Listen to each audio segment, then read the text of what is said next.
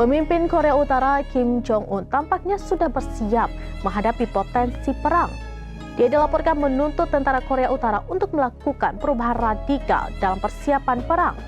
Menurut laporan media Korea Utara pada Sabtu 17 Mei 2025, hal itu disampaikan Kim saat mengawasi latihan Angkatan Udara pada Kamis 15 Mei 2025. Ketika itu Kim mengawasi latihan tempur anti-udara dan serangan udara oleh kelompok penerbang Angkatan Udara di bawah Garda Pertama Divisi Udara Tentara Korea Utara.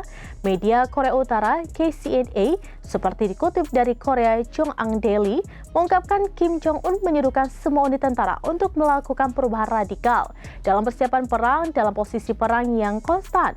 Latihan tersebut ditujukan untuk membiasakan korps penerbangan serta subunit rudal anti-udara, radar, dan peperangan elektronik dengan misi mendeteksi, melacak, dan menghancurkan rudal jelajah musuh serta pesawat nirawak bunuh diri.